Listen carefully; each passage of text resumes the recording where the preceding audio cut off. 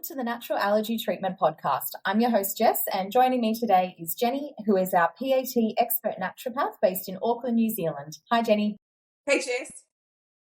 We're part of Health and Wellness Australia and Auckland, who are a team of naturopaths around Australia and New Zealand that specialise in a natural allergy treatment called Positive Association Technique, or PAT.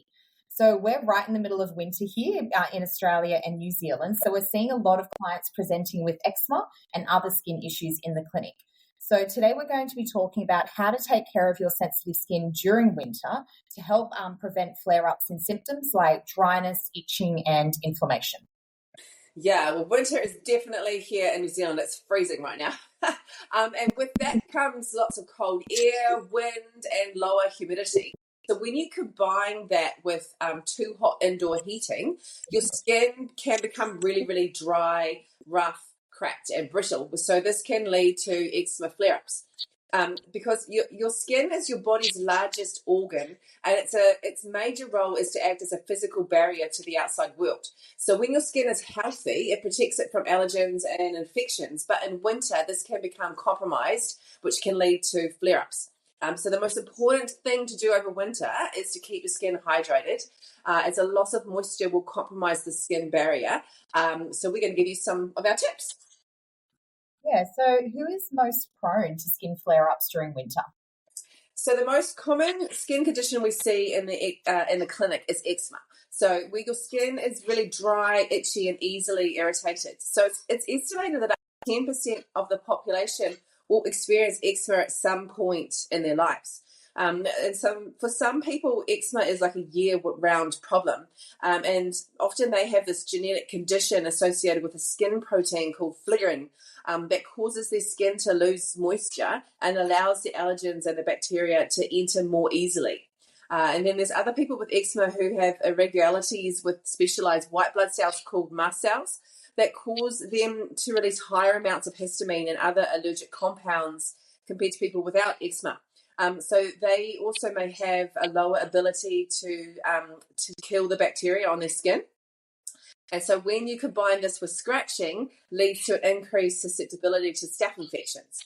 And even if you have like another skin condition like dermatitis, psoriasis, or just sensitive skin, you might notice that those symptoms all get worse during winter. Yes, so let's get into it. You mentioned the skin barrier earlier can get compromised during winter. So what exactly is the skin barrier and its function? Right, so the two most upper parts of the skin are the stratum corneum and the acid mantle. So their purpose is protection, and they form a barrier to the outside world. So the stratum corneum is the outer layer of your skin, and it consists of a series of cells that are constantly shredding. So they are tougher than most cells, so it can protect the inner layers of the skin. So it's often referred to as the brick wall because these cells are layers like bricks mortared together by lipids, which are fats, that create this outer wall barrier. So if the skin is dehydrated, the stratum corneum, that the cells kind of curl up, kind of like a dead leaf, so that the barrier become weakened. And the acid mantle sits on top of the stratum corneum, and this is a protective film which is made up from natural oils and amino acids. So that its main function is to keep the moisture locked in to your skin to stop bacteria getting in and pollution damaging your skin. So it does this by being at a pH level of 4.5 to sort of 5.5, which helps to prevent infection. Because bacteria prefers a more alkaline environment. So the lower pH supports our skin microbiome as well, which helps to crowd out any harmful bacteria. But unfortunately, many skincare products like cleansers and toners contain foaming agents like sulfates or alcohols that actually strip away the acid mantle and change the pH. Exfoliating products are also really bad. They can disrupt the acid mantle as well, and they just lead to an unbalanced skin that causes dryness, eczema, rosacea, psoriasis, acne. It's a big problem with all these skincare products. Like you only have to go into places like Mecca and see, there's a plethora of ones that aren't really doing what they're meant to do. So to keep the acid mantle at the right pH. You've got to avoid over cleansing the skin, as it will remove this layer. So you really should only be cleansing your face at night to remove any makeup or pollutants from the day. So don't use any cleansers or toners that make your skin feel dry or your skin to feel stingy or irritated, because this is definitely affecting that acid mantle. And avoid all exfoliant products, and use a moisturizer that's really hydrating. Yeah, and you're so right when it comes to the amount of skincare products that we have access to now. It's very trendy at the moment, but you're right, these products aren't always best for people with that kind of sensitive skin type. So while we're talking about skincare products, do you have any recommendations in particular? Well, so if you don't already have a skin range that works for you, and there's this Australian company called Yours Only that's been getting really amazing results. The founder, she had food intolerances and skin conditions her whole life, and she couldn't find anything out there that didn't contain substances that she needed to avoid. So she decided just to make it herself. So the ingredients contain no salicylates, no fragrance, no parabens, mineral oils, as well as a whole lot more. And so she's found that her skin products work really, really well for sensitive, eczema prone skin. So give it a try. I think they're quite easily. I think she's got a website that we can hook up for here. Yeah, we can in there. So also, during the changing temperatures of winter, because of this fluctuation, your skin becomes more sensitive. So that some skincare products that were fine over summer, they might irritate your skin now. And also just avoid really harsh soaps in your laundry detergents or surface cleaners and detergents that you use around the house, because they can really cause irritation and flare-ups on your hands. And also make sure that you wear gloves every time you clean, because this is sort of when you get that really horrible, rough, dry, irritated hands. Yeah, and just to expand on that, you mentioned salicylates. Those products are free from salicylates, and that's often something that falls under the radar.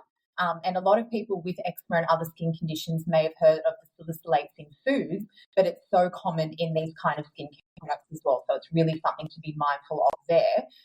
So when our skin is properly hydrated, it can cope with these temperature changes and be less prone to inflammation. So apart from using a good quality moisturizer, what are some of the other ways that we can actually stop our skin from drying out?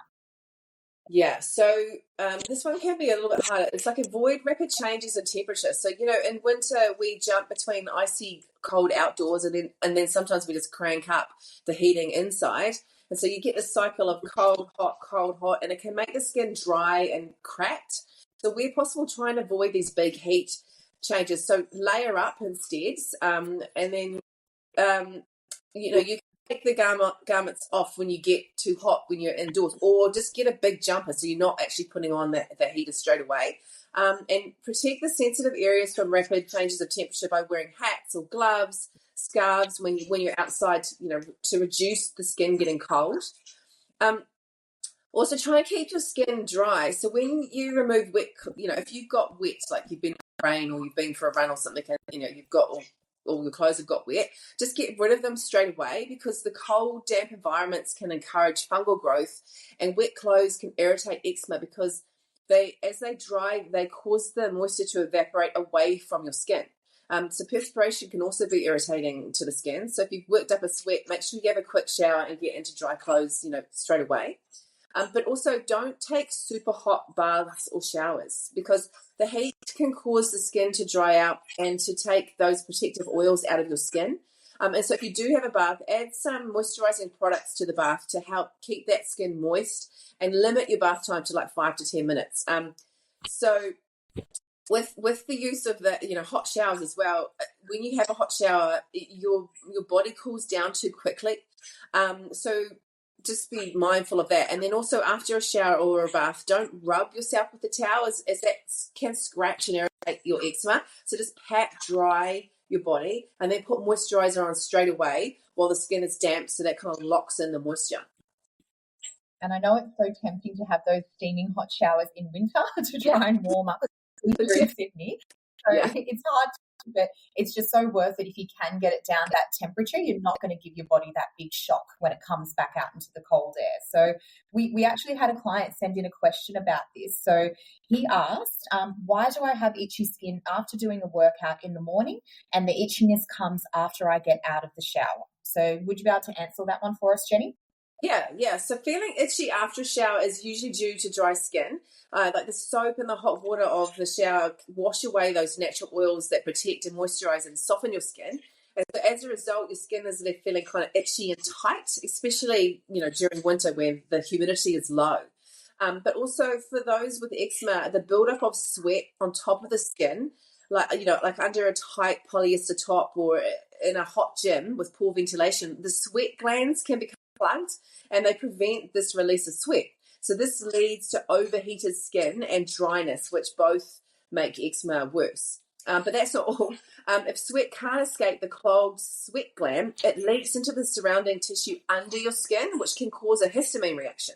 And people with atopic dermatitis can actually have an allergic response to the antigens in sweat.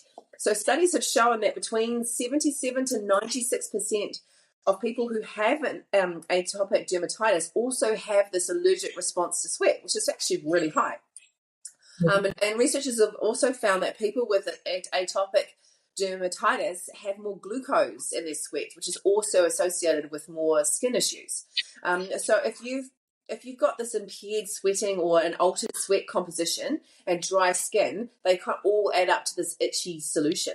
And so also studies have found that the sweat of people with eczema have lower antimicrobial properties, which kind of makes them more prone to these skin infections. Yeah, and this is why sweat is actually a really common treatment that we do in our clinic as part of a PAT treatment plan when we're working with any of those eczema or dermatitis symptoms. So we'll talk a bit more about that later in the episode. But getting back to those tips, what are some more of your winter skincare tips? Yeah, right. So, try and avoid, try and wear non-irritating clothes. Like some fibers like polyester or rough wool or nylon can irritate the skin or cause overheating, which can trigger a flare-up. So you need to dress in more breathable fabrics like cotton and bamboo, but it's also really soft wool like merino. I mean, in New Zealand, like everyone wears merino. It's like one of our layers. And so also make sure that your bed covers are breathable as well. So you can make up layers of lightweight blankets instead of one really thick, heavy duvet to stop yourself overheating. And also, use a humidifier. So heat pumps and central heating can strip the moisture from the air, which actually can lead to the skin irritation and cracked skin. So also don't sit too close to the heat source, and then use this humidifier that adds moisture to the air, so it's not so dry. But also keep your house well ventilated. So open your windows daily to bring in clean air into your house, and make sure your kitchens and your bathrooms have some kind of ventilation to inhibit the growth of mold. Yeah, well, speaking of mold, when our skin barrier is impaired, are we actually more vulnerable to being impacted by those contact airborne triggers like mold and dust mites, for example? Yeah, so not only are we more susceptible to these airborne triggers when our skin barrier is compromised, but they can actually cause further deterioration of the skin barrier. So it's like dry, itchy and scaly skin can be a result of mold spores coming in contact with the skin. So this also aggravates asthma symptoms, especially in kids. So children with eczema often can have open sores on their skin from scratching.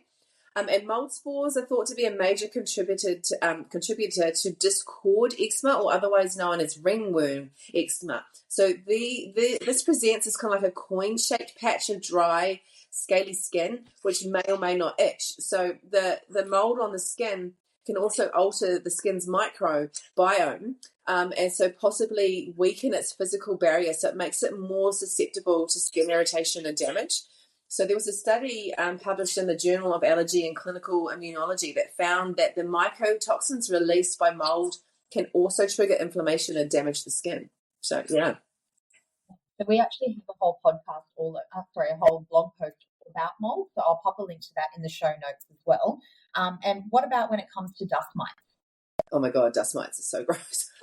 So dust mites are these little 8-legged microscopic creatures, and they live in warm areas with high humidity, and they look for places with human hair and animal skin cells because that's their source of food.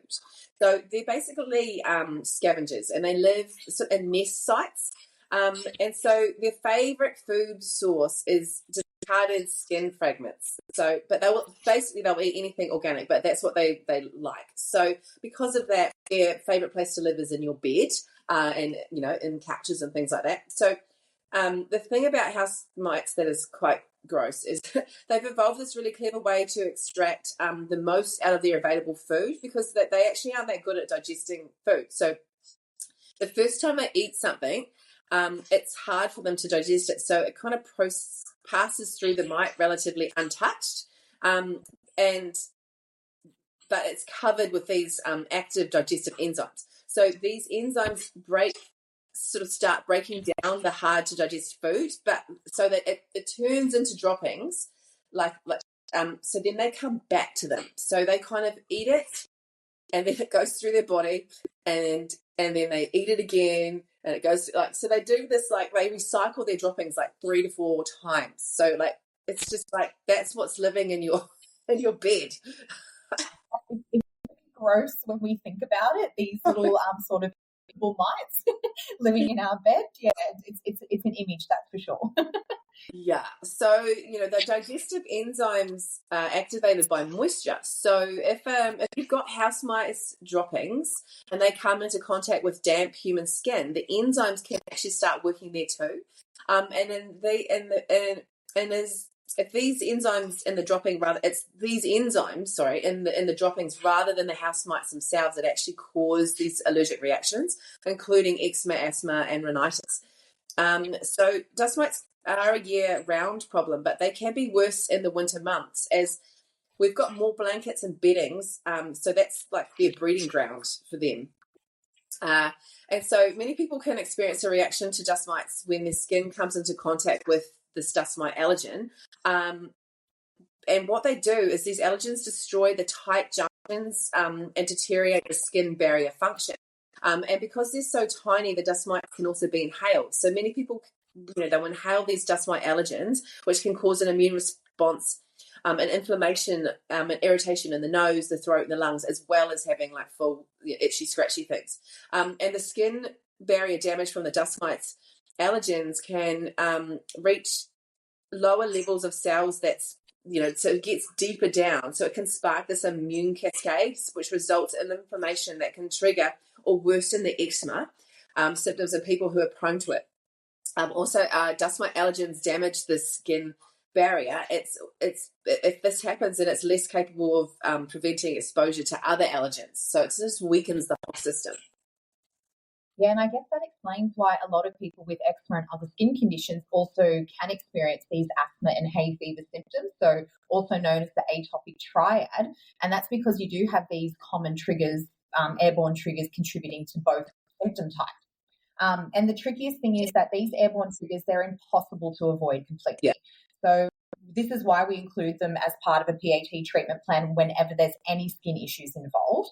But do you have any tips to help reduce our exposure to these airborne triggers? Yeah, so dust mites, they breed most successfully at temperatures above 20 degrees. So the humidity, and humidity above 50%. So to control the dust mites, your home needs to be dry and cool, but obviously not too dry. So this is fine balance. So the biggest source of house mite dust allergy reactions comes from your bedding. And young children can be in their beds for up to 14 hours a day. So it's really important to air out their bedding daily across hard surfaces like the back of a chair, because it'll dry out and it stops the activity of the dust mites. Pillows can be aired by propping them up on an open back chair. The other thing is you can vacuum your mattress. If you've got a Dyson, they're the best ones. They all just suck it all up. So once a week you can strip all the, once you're cleaning the sheets, you can just vacuum the whole mattress, and that will suck up a whole lot of them as well. And then you want to wash the duvets and the pillows with a hot wash, so about 60 degrees, because because when you do it with a warm wash, it doesn't actually remove the house mite droppings. You need it to be really, really hot, because the enzymes in the droppings are, the main problem. So you want to get rid of those droppings. And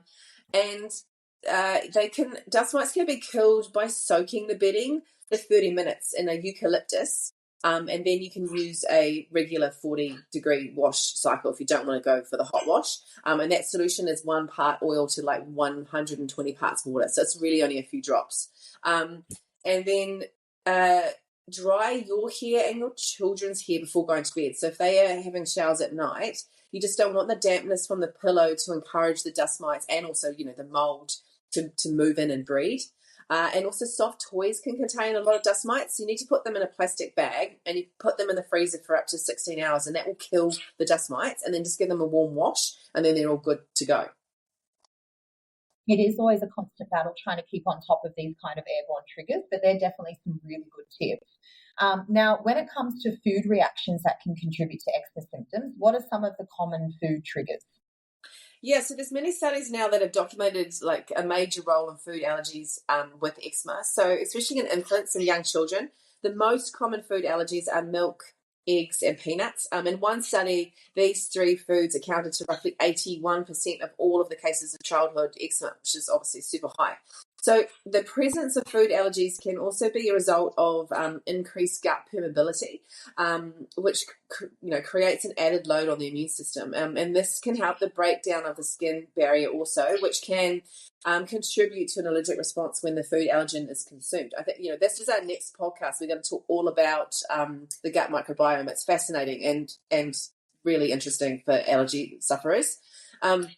So also there's food chemical intolerance, which can also play a major role in eczema and dermatitis flare-ups. The most common ones being salicylates and amines. So salicylates are natural, you've heard us talk about these a lot, but these are natural pesticide chemicals that are produced by plants for self-protection, and they're found in lots of healthy things: fruits, vegetables, herbs, nuts, and spices. And according to extensive research from the RPA hospital allergy unit, salicylate sensitivity can trigger or worsen eczema symptoms in 52% of eczema sufferers. So it's massive. And amines are another food chemical that's naturally occurring, that are formed during the breakdown of protein and through the process of fermentation. So high levels of amines can be found in foods like cheese, wine, beer, salmon, probiotics, fish oils, soy sauce, fermented foods, and chocolate. And again, according to research from Sydney's Royal Prince Alfred Hospital Allergy Unit, the amines can trigger or worsen eczema in 36% of eczema sufferers. So they're really huge triggers. Yeah. And I guess that's why skin conditions are notoriously tricky to manage, because it's often due to a combination of these airborne triggers, which are pretty much impossible to avoid completely, as well as these food reactions that are in a really wide range of foods. So we have covered how to protect our skin barrier with these techniques. But when it comes to nourishing the skin barrier from the inside, what are some of the foods and supplements that can be beneficial for people with sensitive skin? Yeah, so there are many foods and supplements that can help reduce eczema symptoms and flare-ups, because mainly they're anti-inflammatory, and they reduce the histamine and help hydrate the skin. So we'll just go through a couple of them here, but you can see the full list on our blog post. So the first one is essential fatty acids. So research has shown that people with eczema have an altered essential fatty acid and prostaglandin metabolism.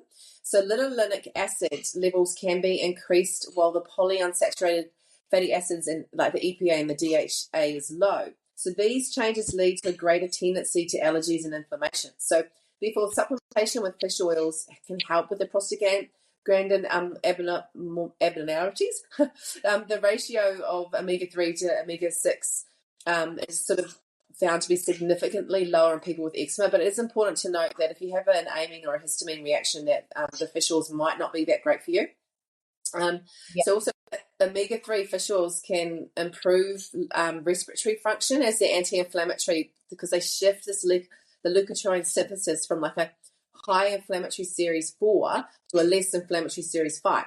And so they can reduce the production of this IgE, which are the antibodies that cause allergic reactions and asthmatic symptoms. And what are some foods that are high in omega-3? So seafood, fish, especially the oily fish like salmon, mackerel, trout, herrings, and sardines, cod liver oil, flax seeds, hemp seeds, walnuts, chia seeds, and egg yolks. One of my, because I'm not much of a fish person, so I always struggle to get in enough omega-3. So one of the things I'm really loving at the moment is chia seed puddings, as you can add different things like that and you don't have to have that fishy flavour, but you still get a good dose of omega-3 through those as well. But the next one, which is really actually a trendy ingredient in skincare at the moment, is vitamin C. Yeah, and well, this is because vitamin C plays a really important role in maintaining health and supporting the immune system. So your actual skin needs high concentrations of vitamin C as it's used for the formulation of that skin barrier that we've been talking about before, and also for collagen. So it's a potent antioxidant, so it protects our skin from oxidation, and we can't make it, so our bodies need to consume it on a daily basis to keep our stores up. So when vitamin C has been depleted, the cells don't function properly and the immune system becomes impaired. So also, like, high doses can lower histamine levels, which is something that we want to do. And it does this by preventing the secretion of histamine by white blood cells and increases the detoxification of the histamine itself. So vitamin C will not only lower blood histamine levels if taken over time, but it also improves your immune system and tightens the skin, and it does all these amazing things. So yeah, it's best to take about 200 micrograms a day. Yeah, and it's also worth checking the back of your supplements, especially if you've bought them through like a chemist or a health food shop, just to make sure that you are getting a high enough dosage, as sometimes they will advertise something contains vitamin C and then only have a very small amount of it. So something to keep an eye out there. But when it comes to natural food sources, what are some examples apart from the classic like oranges and citrus? Yeah, so capsicum's really high, papaya, strawberries, broccoli, pineapple, kiwi fruit, citrus fruits, and fermented vegetables as well are really high in vitamin C. Yeah. And the next one we're going to talk about is vitamin D. Yeah, so vitamin D is really important over winter because it's much more difficult to get vitamin D because there's much less sun, and we obviously spend our days inside or covered up when we are outside. So vitamin D is known as a sunshine vitamin, as you can't make it on your own and you need exposure to sunlight. So often people don't get enough during summer because they use sunscreen, which blocks their bodies from metabolizing it. So then by the time they get to winter, they're actually quite deficient in it. And the thing about vitamin D is it's really important for the immune system, as it activates and it mediates the body's immune function. So it helps to reduce inflammation in the body, as it inhibits proteins that trigger an inflammatory response in people with chronic inflammatory diseases like eczema or asthma. So studies have shown that vitamin D supplementation can actually help ameliorate the severity of eczema and atopic dermatitis. And also low blood levels of vitamin D have linked to an increased risk of asthma attacks. And not to mention all of this, it makes you feel a bit low and a bit sad. There's that seasonal affect disorder that it does create. So, especially in Australia and New Zealand, where the sun is quite harsh, we've been programmed to use sunscreen so much and cover up that we actually don't get enough vitamin D. So it's just a really easy way to make sure that you're topped up over winter, so it doesn't lead to a deficiency. Yeah, as a population, we're chronically deficient. So that's also something to keep in mind when we do get blood tests done, that you're being compared to a population that is deficient, whereas we want to be aiming for those optimal levels around 100, which is, talk about with once you get blood test done. But when it comes to, there's plenty of supplements out there as well. But what are some foods that are naturally rich in vitamin D that we can use as well? Yeah, so the foods there's oily fish, and cod liver oil is really good, but again you've got that horrible fishy taste. Egg yolks are really high, and red meat, and interestingly mushrooms. Yeah, so it gives a few options if you're not wanting to just rely on supplements, and you can do it from a whole foods kind of diet. But another really simple one, which can actually fall under the radar during winter especially, is to keep hydrated. So we're actually more likely to become dehydrated during winter as our body's thirst response diminishes by 40%. And also indoor heating can be a source of that dehydration as well. Yeah, and also when it's cold, we tend to drink a lot more hot drinks, but that can lead to an increase in caffeine because the tea and the coffee count kind of starts to add up. And so the stimulating effects of caffeine are actually similar to our body's own response under stress, and chronic stress weakens our immune system. The other thing about caffeine is it pulls out calcium and other mineral stores in your body, so it reduces the amount that is able to be utilized for maintaining and repairing cells and keeping the immune system in balance. It's also a diuretic, so it makes you go to the toilet more, like wee more. And since we don't normally drink as much water as you're saying because we're not as thirsty, it can lead to dehydration, which will make your skin more prone to drying out. And you've got to keep your body hydrated inside and out. So maintaining an even body temperature and keeping your immune system strong will also help to reduce the eczema flare-ups over the winter. And I guess where we come in with positive association technique, or PAT, is by helping our clients manage these flare-ups by relieving their reactions to those triggers that we talked about, like dust mites and molds and salicylates and sweat, etc. Yeah, so we're all qualified naturopaths, and we use a form of muscle testing or kinesiology to assess your reactions to a wide range of food or airborne or chemical substances, because everyone's triggers are individual. So how the muscle testing works is that you'll hold on to a sample vial of the substance, and what we're doing is we're looking for a change in your muscle strength that will indicate a reaction. So if the muscle in your arm stays strong, then that shows that your body is okay with that. But if your muscle weakens, then it indicates that you have a reaction to the substance. And that can be a sensitivity all the way through to intolerance or an allergy. And then we use this chiropractic tool called the AccuStim to stimulate the nerve bundles and acupressure points down either side of your spine. And so while you're holding on to that sample, what we do is we help to retrain your body to no longer have a negative reaction to that substance. Yeah, it's great. Yeah, so it's part of a really good holistic approach when it comes to managing a skin condition. Like all the things we've talked about today, nourishing from the inside, protecting from the outside, and then managing those triggers with PAT. So if you're interested in learning more about this technique, I'll pop a link to our previous episode that talks about PAT in a lot of depth to how this technique works. And you can also visit our website, naturalallergytreatment.com.au, to get some more information. Otherwise, thank you so much for today, Jenny. I hope our listeners get a lot out of this, learning about how to take care of their skin during winter. And I really look forward to hearing more about the microbiome on our next episode. Oh, yeah, it's going to be great. Yeah, and thanks. It was great to chat. So next time, we'll talk all about the microbiome and its sort of influence and how it affects you when you have allergies. Yeah. Awesome. I look forward to it. Speak to you soon. Thanks. See you.